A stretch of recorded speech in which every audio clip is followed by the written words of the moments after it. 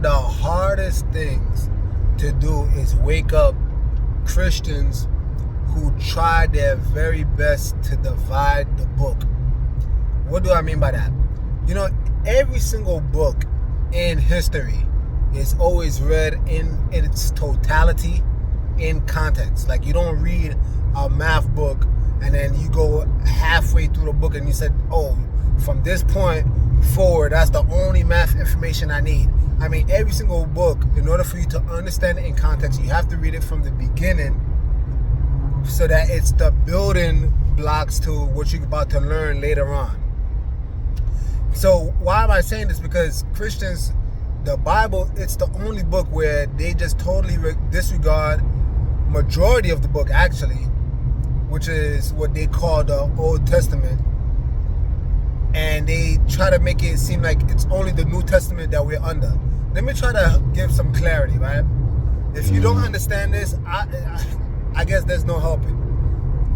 First things first, right? Like, what is sin? Well, if you read 1 John 3, verse 4, the definition is extremely clear. You know, sin is transgression of the law. Okay. Now, mind you, this is a New Testament verse, right? They define sin as transgression of the law.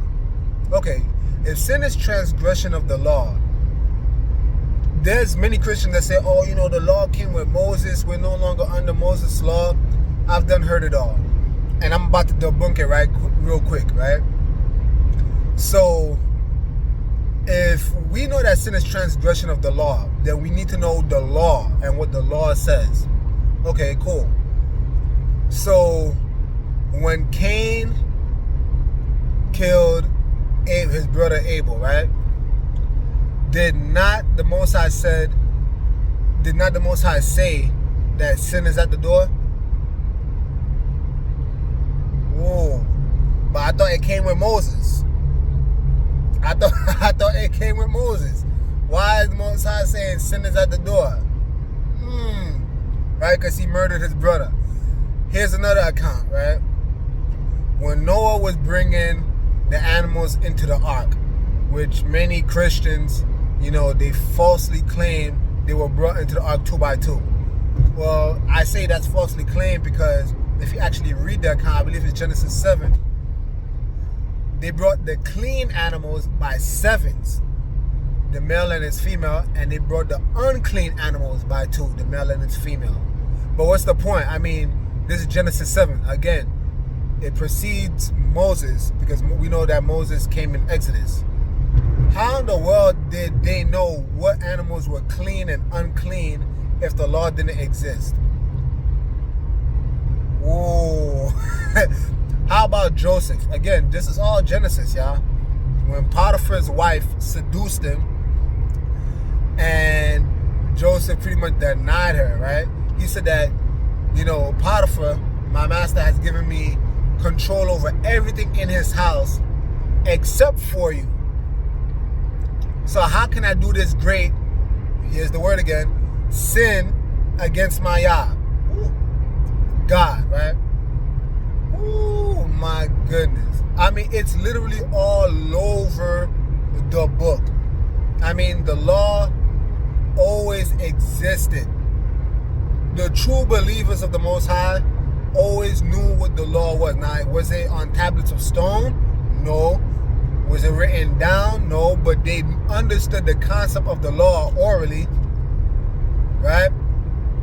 They knew that there are certain things that they could not do, which is break the law, because when you do so, when you transgress the law, that is classified as sin. I don't know who this is helping out. I hope this will be a literal defibrillator on the mind, you know, just shock the mind to help people think just a little bit. But the law is always in effect. And, you know, to prove it, even furthermore, it's like these Christians, they cherry pick what they want to serve, right? So if I ask somebody, okay, you know, the law doesn't exist, right? We're no longer under Moses' law. So we could still, right? Crickets. No, we can't steal. So can we murder? No, we can't murder. Can you commit adultery? No, we can't commit adultery. Okay, can we blaspheme the name of the Most High?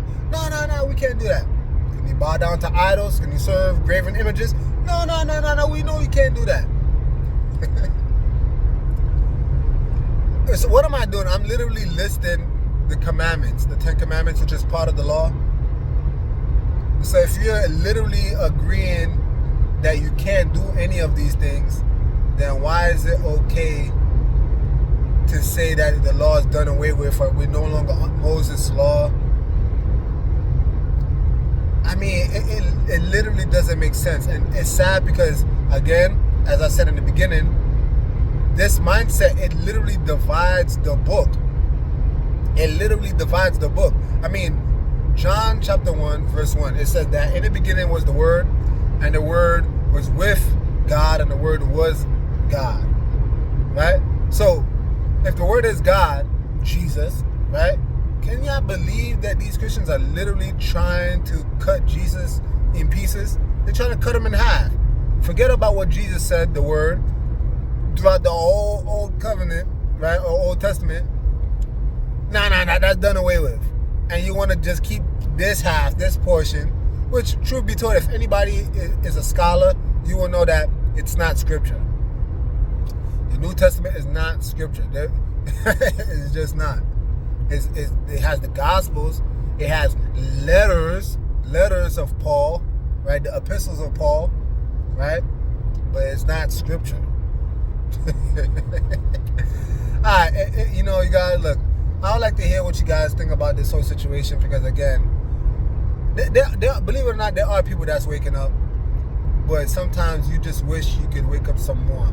So I don't know who this is helping out here, but hopefully people could just think. I mean, just read the entire book. If you read it without the lens of Christianity, if you read the Bible without preconceived notions and going based off what mommy and daddy told you in times past, and going based off what your pastor told you. No, how about you just pick up the book for yourself?